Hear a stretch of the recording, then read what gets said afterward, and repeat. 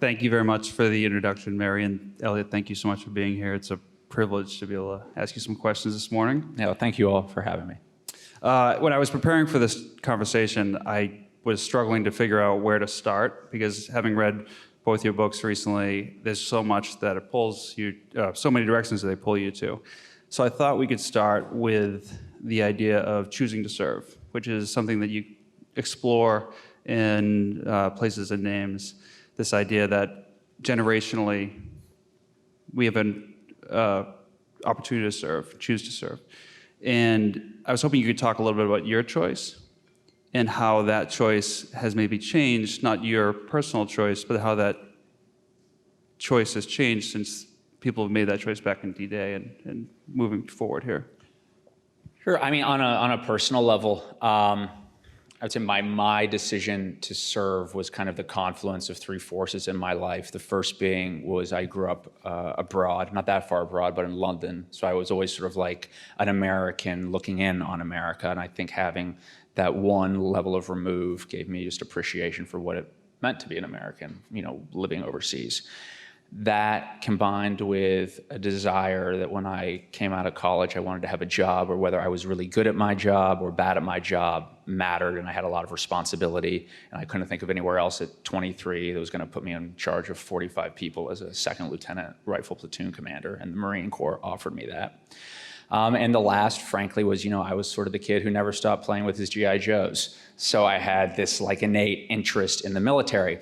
So all of that led me into the Marine Corps, but I went into the Marine Corps. I did ROTC when I was in college, but I started that in 1998, so pre-9/11. So 9/11 happened when I was at the tail end of my university experience. But even that fact notwithstanding, I always had a sense that if there was a war that occurred in a generation, it was generationally defining. And I had this desire to want to participate in the events that defined the time in which I lived. And so I think as a young man, I might not have said it that way, but I intuited it that way. And that led me into the Marine Corps. But I think one of the things that's been interesting, particularly with these wars, and somewhat specific about these wars, is they have not been generationally defining. We think of like our generationally defining wars, like the First World War, and you think of the literature of the First World War, and it's the literature of the lost generation, and we obviously have that with the Second World War as well. But you think about the lost generation, we don't have a lost generation right now with these wars. I would argue that what we have is sort of the lost part of a generation. And so these wars haven't been generationally defining for everyone, but for a segment of us, they certainly have been. When you were in the Marine Corps, did you come across individuals that had that same motivation as you as far as being involved in a generational war? I guess my question is, I look back at when I was young, 9/11 happened, and I'm wondering and reflecting, did I ask myself that question? Should I make this choice? Yeah, I think one of the things that's very interesting about the service is that it is a place where someone can go and be immediately given an identity, a very, very strong identity. And particularly with, I'll speak to my own service, particularly with the Marine Corps, there's a very, very strong culture that exists. But that being said, the people I served alongside, who I had the most respect for, they were the guys they were great Marines, but they never lost sight of who they were outside of the Marine Corps. And sometimes the ones who were more difficult to bear were the ones who seemed like they got their personalities issued to them by the Marine Corps. So you'd say the folks that you were around, they kind of covered a spectrum of motivations? Sure. Yeah, a really wide spectrum from, I served with guys who were third and fourth generation Marines to guys like me who had no significant history of service in their family, but had just sort of wound up in the service. There's this amazing conversation you have in Places and Names, the memoir, where you're, if my memory serves me correctly, you're speaking with a fellow veteran about whether or not you have PTSD. And you're kind of unpacking, for the reader, the lore of war. And one of the lines that sticks out in my mind is, you describe combat as being a high comparable to crack cocaine. And then when you come home, I say crystal meth. Crystal meth. We're splitting hairs. Excuse me. Crystal meth. I'm not up on my high potency drugs. So you say you describe it compared to crystal meth, but then you say when you come home, all they're serving is Coors Light. Right. how do people find, I guess, what's the struggle to find fulfillment when you do come home from service and you've had that ultimate high? What, did you just kind of put distance from that?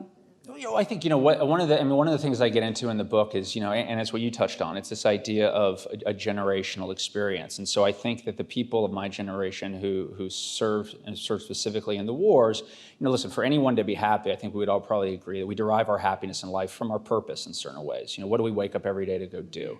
And I would say a very banal sort of idea of purpose is like there's a man, he wakes up each day, he goes to work, that work puts food on the table for his family, he sees his children grow, they get a better education than him, and they live a more prosperous life. Well, when you're 19 or 20 years old and you go off to war, you at a very young age develop what I would say is a pretty dysfunctional relationship with purpose. And that you're across the globe, maybe you're in Afghanistan on a remote hilltop that you have to secure, or you're in some bad neighborhood in Baghdad, you at least have a tactical mission that's usually pretty clear, even if the strategic one is less clear. And you have to do that mission with a bunch of people who are probably going to become some of the best friends you've ever had in your life.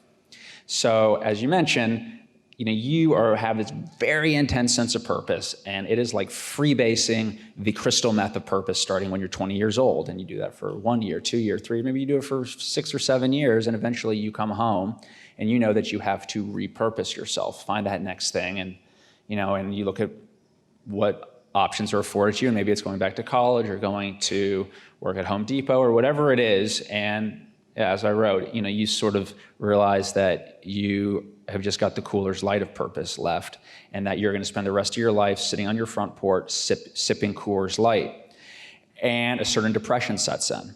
And there is the very real side of PTSD, or not, there's a side of PTSD that is people having flashbacks, they can't sleep, and that's a very real thing, and I'm not saying this to diminish that. But in my experience, I've seen this other thing, this purposelessness, and I've seen it much more widespread, and it can be much more insidious. And the people I know, friends of mine who have returned, who have struggled less, they've all found that next purpose. And the ones who've really struggled have had a hard time finding that purpose. And like as the title of the book refers to, it's places and names on war, revolution, and returning. But the returning is sort of a double entendre. It's not only returning home from war, it's also returning to war. And as I go back to Iraq and Syria and Turkey working as a journalist, inevitably I find there are all of these people who are either working as photographers, journalists, humanitarian aid workers. And when you get, halfway through your first beer with them, you realize they all have some history in Iraq and Afghanistan. And like me, they had also returned for a variety of complex reasons to the war.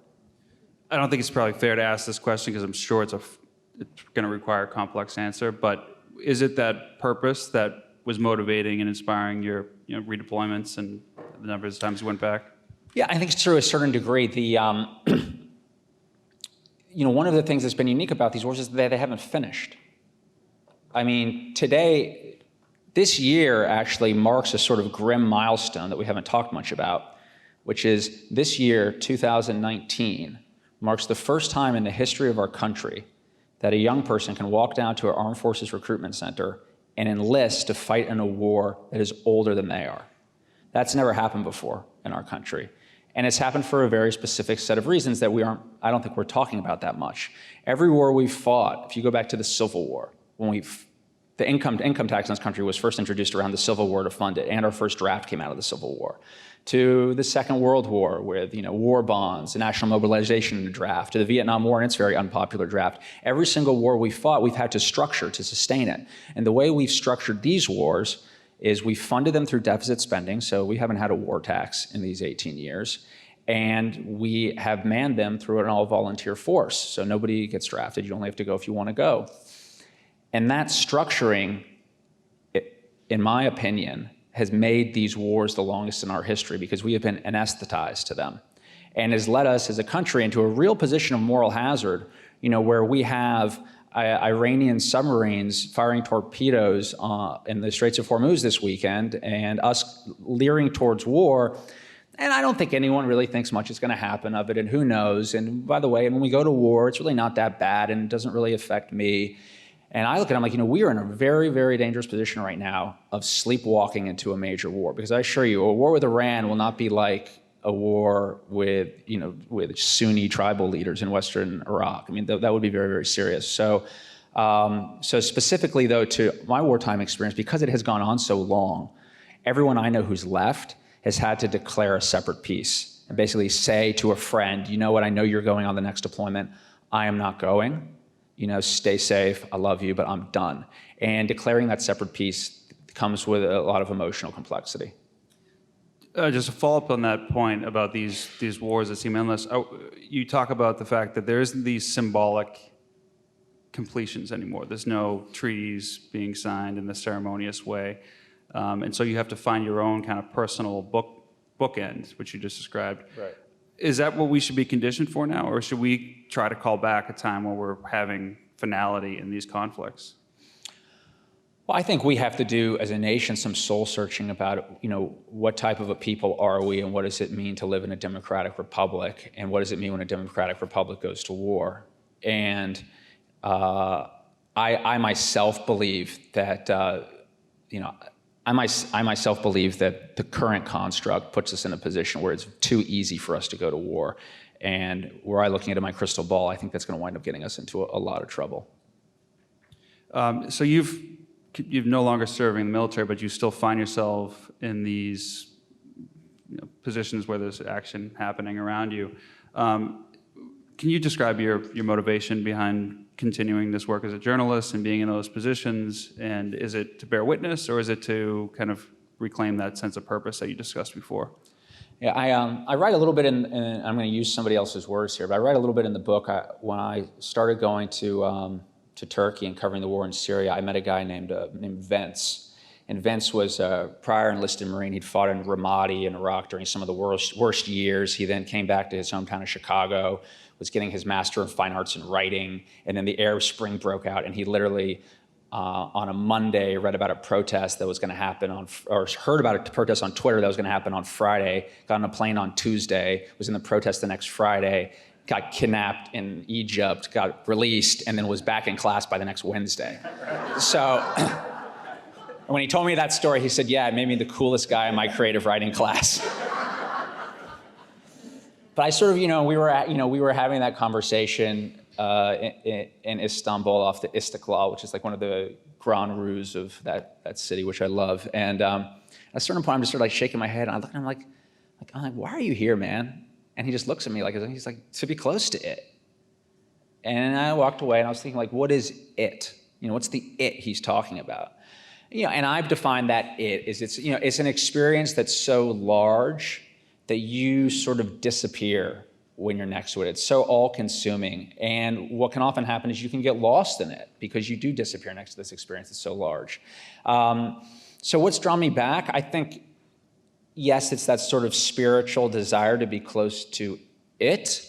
But it's also this desire I had, frankly, when I was 17 or 18 years old, and just the sense of, I want to participate in the events that define my time. And if I have a way to go and see them, I want to be there and see them and write about them and experience them. And it's as simple as that. In the book, you have a conversation, or a couple conversations with, and I hope I get his name correct, Abu Hassa, Yeah. Who was a former or a Al-Qaeda fighter at the time. And one of the conversations you have discusses fear.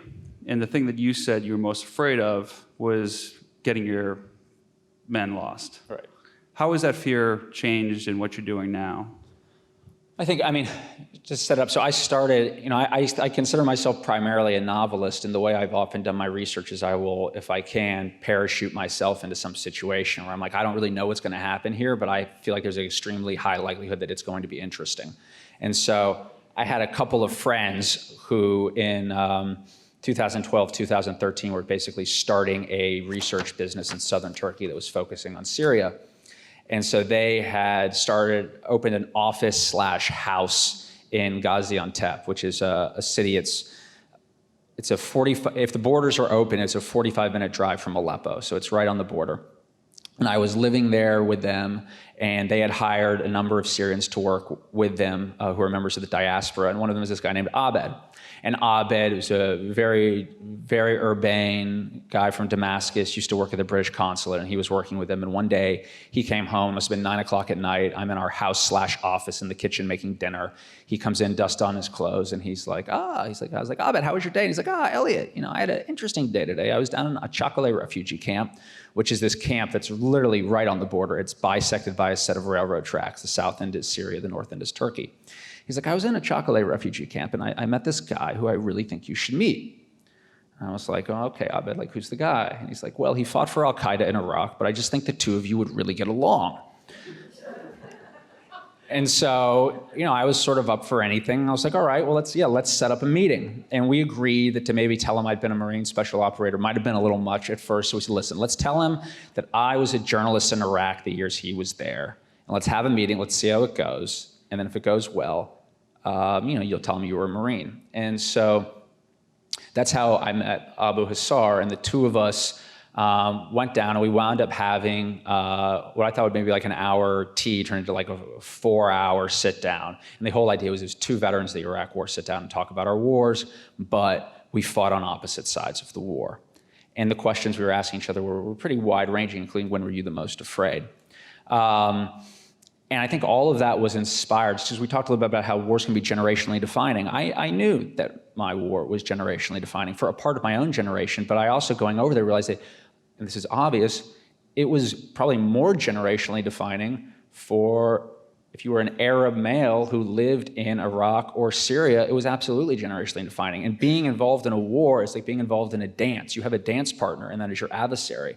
But it's a shadow dance because you never see this partner that's moving on you and creating these experiences for you. And so I had this huge curiosity about who I was engaged in this dance with.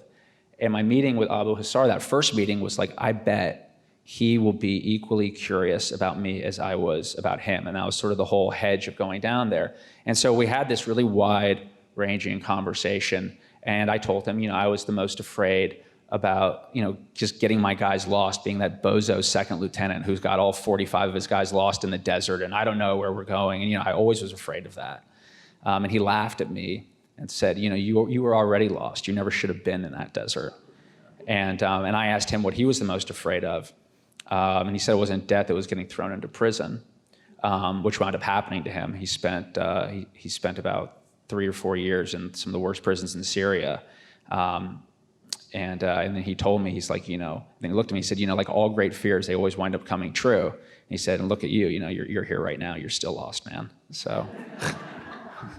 Yeah, I found that scene in the book is so powerful. I mean, just where you draw on the map and you're kind of talking about the dates of where you were at the time and where he was. Yeah, well, I could talk about it. I mean, what wound up happening is an interesting point. So my friend Abed, who had agreed to translate for us, the process of going back, there are all these very, very interesting connections that were not intuitive to me. And so Abed, who's a very good friend and who's in a lot of the book, while Abu Hassar, who is still, we have lots in common, but we have lots that we don't have in common, and he was still an adherent of radical Islam. He wasn't fighting anymore. He was a refugee at that point. But he would kind of go into these polemics that Abed would be forced to translate, these end-of-days apocalyptic polemics about the return of the Mahdi and the end-of-days battle in Dabiq and all this stuff. And Abed's translating this stuff, and he gets exhausted. And I could feel how irritated Abed is getting hearing this, because Abed had gone out into the streets in Syria in 2011 and 2012 for really like what you think is a kind of an irrefutable cause, right? Through peaceful protest, he went out into the streets to demand democratic reforms against a regime that had the authoritarian regime that had been suppressing his people for generations. Like, how can you argue with that? And he had seen his cause completely taken off the tracks, his home destroyed, he can never go home. And the force that did that were these forces of radical Islam represented by Abu Hassar. And so as we're having this conversation, I can feel Abed getting very irritated as Abu Hassar is going on and on and on about his view of the Quran.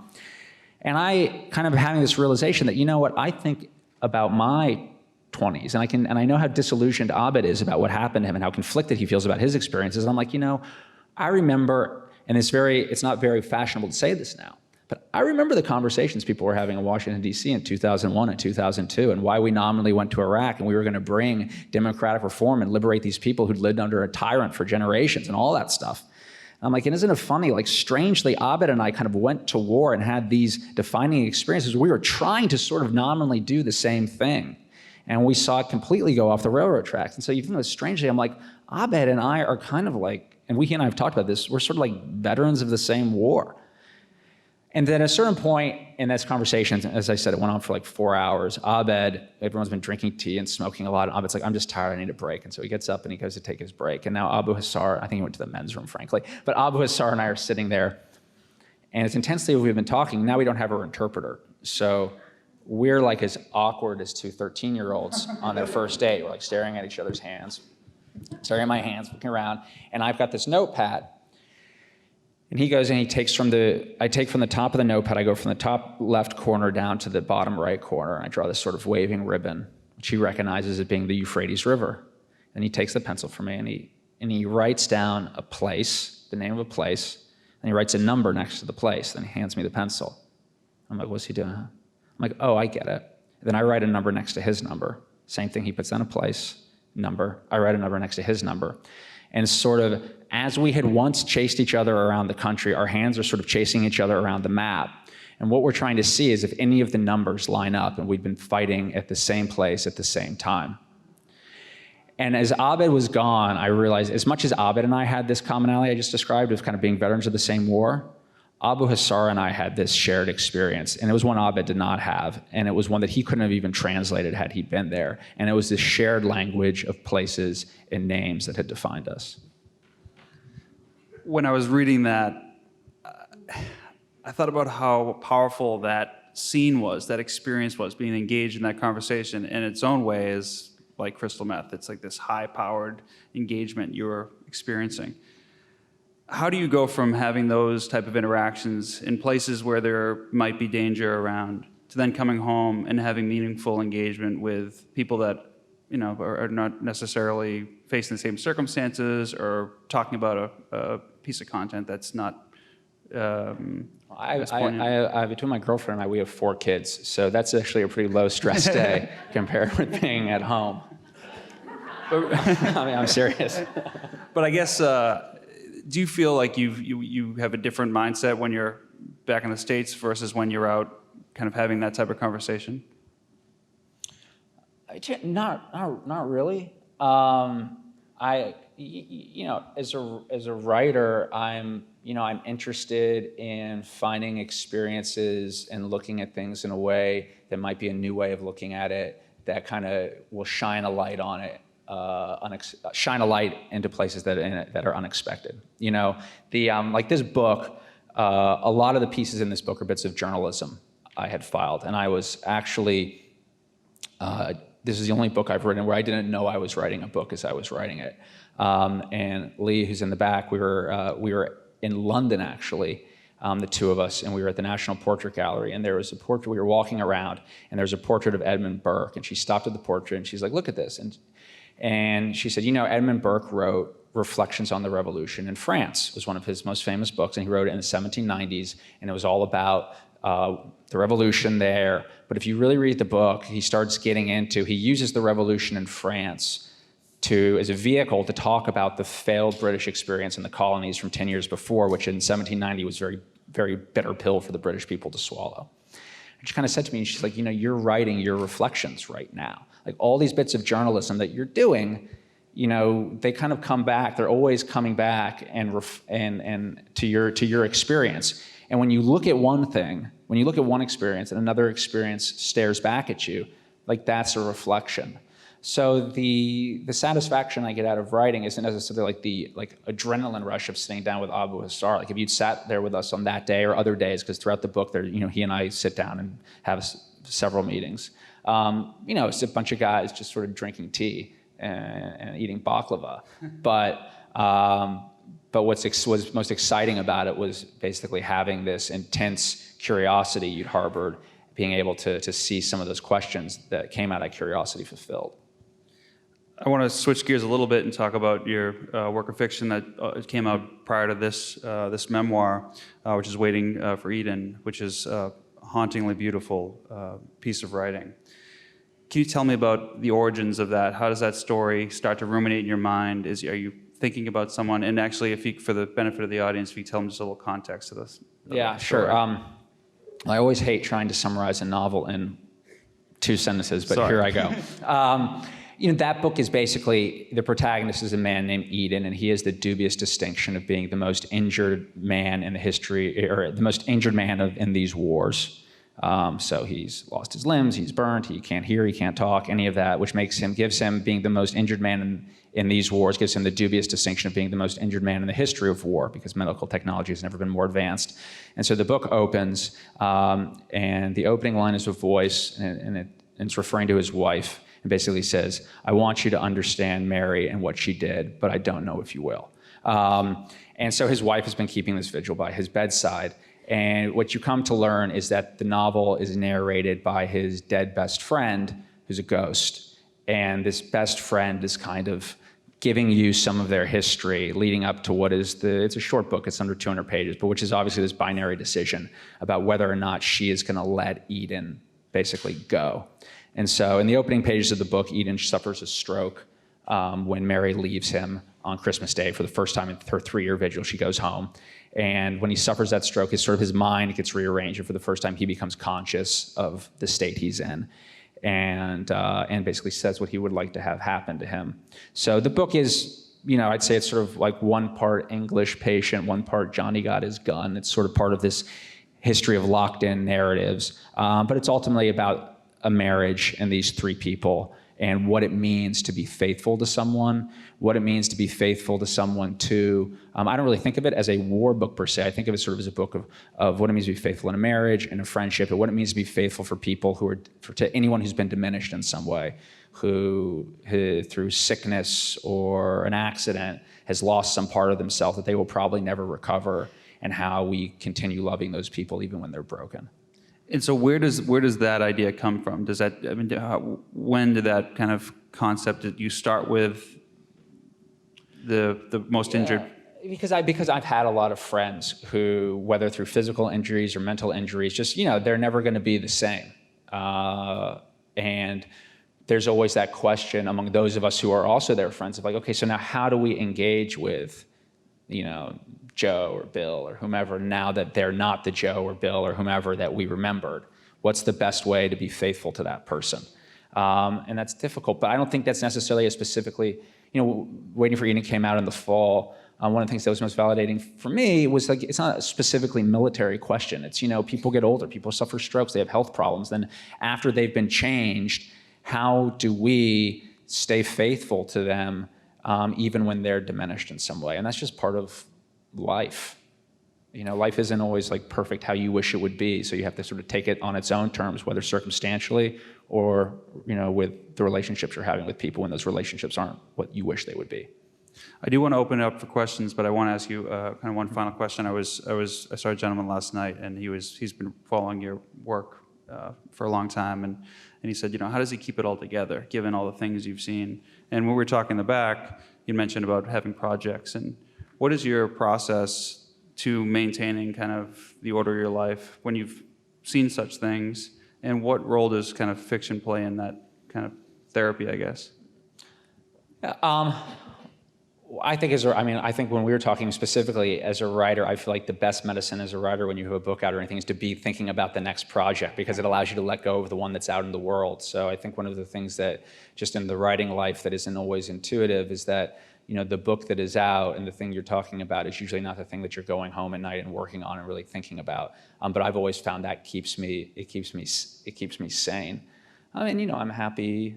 I'm happiest when I'm working, and I'm happiest when I have my own purpose, and I've found my purpose, in writing. I'd like to open up to yes, miss. Well, my generation was defined by the Vietnam War, and I was struck by her comment that in this never-ending war that we're currently in, that individuals have to find their own peace because there's no declaration of the end of the war. But that was also true for my generation, where even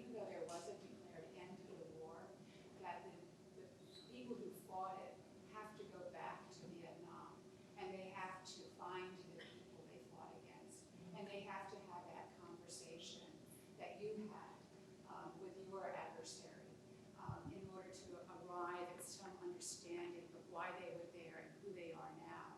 And I'm just wondering if you have any comment about that process. The process of going back to meet someone. Back to find peace. Oh yeah, I didn't. It's interesting because I don't feel like I went back to find peace. Like I wasn't looking for an experience that was some type of catharsis.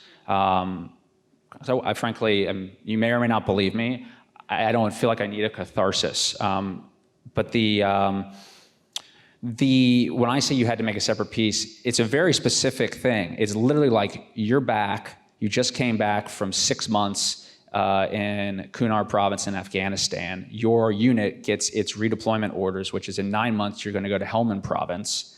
And you look around the team room, and there are 15 guys on the team who are your best friends, and maybe let's say 3 of them are going to another posting somewhere. But everybody else, like, okay, who's on the next deployment? Are you coming? Are you coming? Are you coming? And you say, a lot of the times for me, for many years, I said, yeah, I'm coming.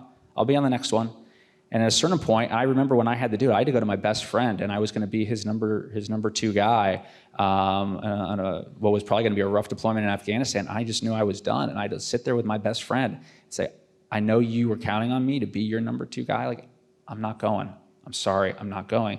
And he didn't speak to me for 2 years, So it's very personal, and I just I wish it just could have ended and that had never happened. And I know other people who sort of had the same thing, whether it's as on the nose as that or just that feeling of, it's of just guilt of like, yeah, we're all going to go land on Iwo Jima, but I'm going to sit this one out, guys. It's tough. In terms of the catharsis, like a catharsis at the end, since I have gone back, there are guys I fought with in Fallujah. So in the book, I go back to Fallujah, which is where I saw probably my most intense fighting, to walk around. And I know a lot of veterans have come to like, man, what was that like? I would love to go. So I know there's a lot of people who would love to go back. What was interesting for me going back is to go back like guys did in Vietnam, or to walk across the beaches of Normandy and to feel that catharsis. I mean, I know on June 6th, there was a photograph of a German machine gunner hugging the Allied soldier who he'd shot in the stomach. Well, it presumes, and there being that catharsis, it presumes that the war's over. The war's not over there. It's still being fought. So you can't have the closure because it's still, I was in Fallujah a few months after the Iraqis had just fought the 3rd Battle of Fallujah. And we were, walking over the exact same battlefield.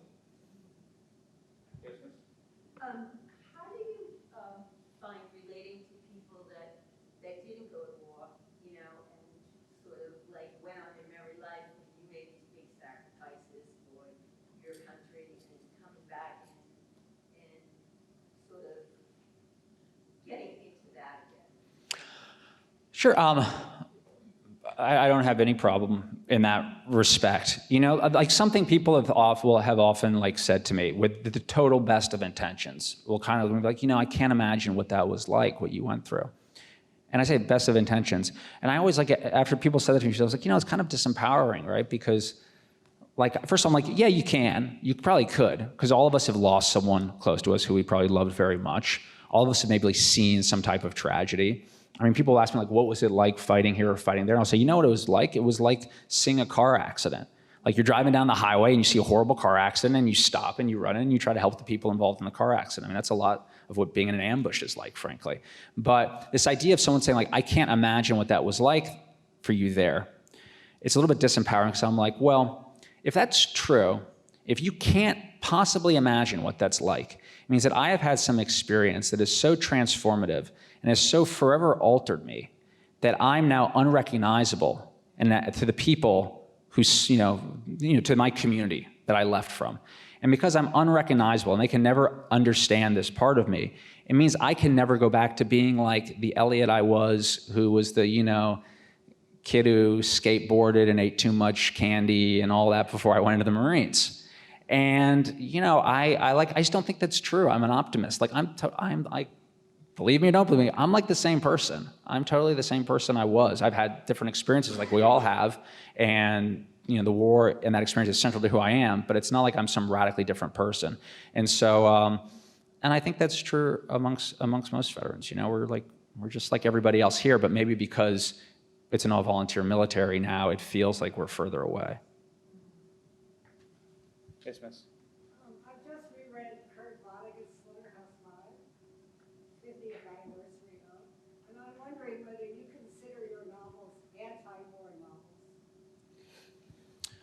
I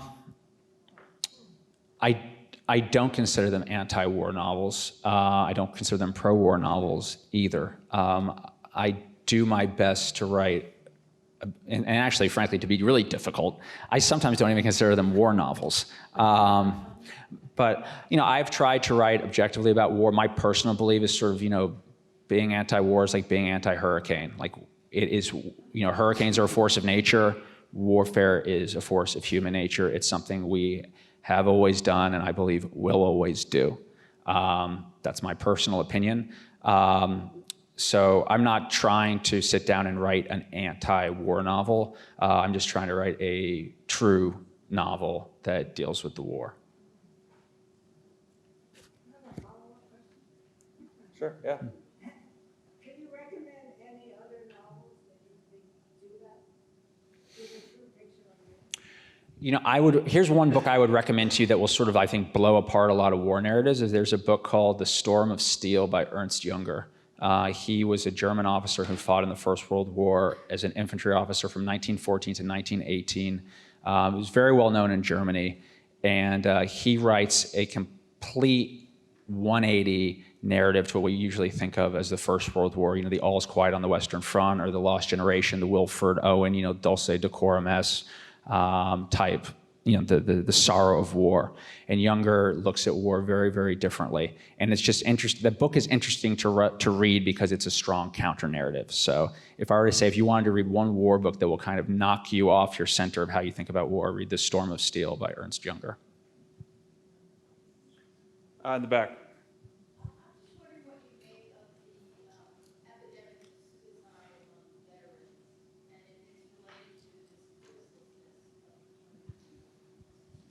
Yeah, I think it is.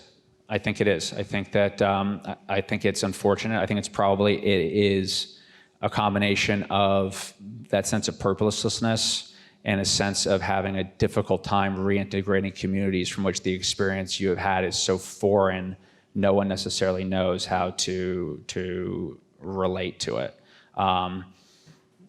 There's an excellent book called The Evil Hours that is sort of like The Emperor of Maladies was a history or a biography of cancer. The Evil Hours by David Morris is a biography of PTSD, and he goes all the way back in history.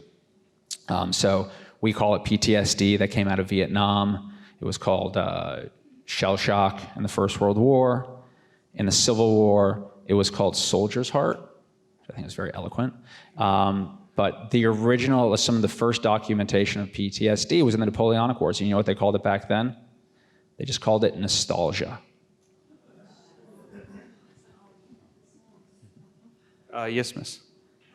I'm interested in the process that you take when you're writing fiction, in particular, I'll use a point of reference, Waiting for Eden, which by the way was terrific as far as I was concerned.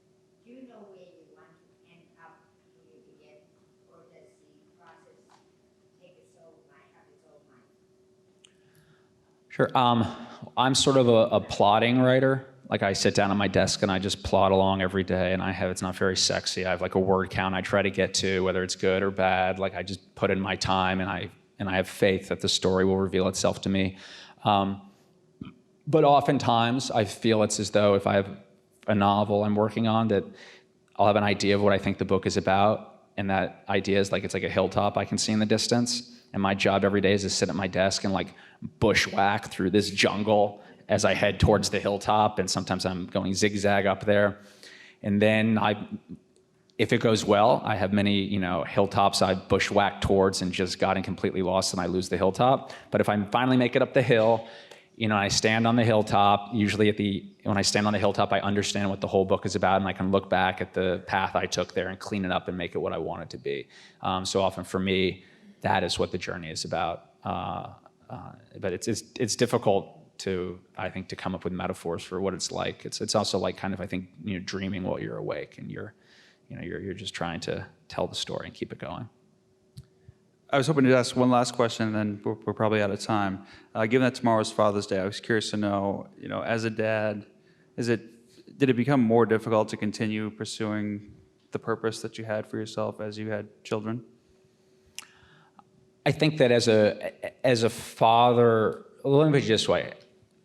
There's a whole level of complexity in being involved as an active participant in the wars when you're a parent, that when I didn't have kids, I wasn't aware of. And I will say, going back now, I'll think about my days when I was in my mid-20s and I was working in special operations and some of the things that we did. And then when I had kids, and I went back and I was like, God, I remember that one raid and, you know, and this thing happened and it was really dicey. And I'm like, and Willie was on that raid. And Willie's got a kid. And now I have a kid. Like, how the hell did Willie do those things he did knowing he had kids? And that didn't track with me when I was young and single. So it gave, actually, the biggest change is it gave me a really, really profound respect and sense of awe for the guys I served with who did their service with families at home. I can't imagine. Elliot, thank you so much for being here. Yeah, thanks.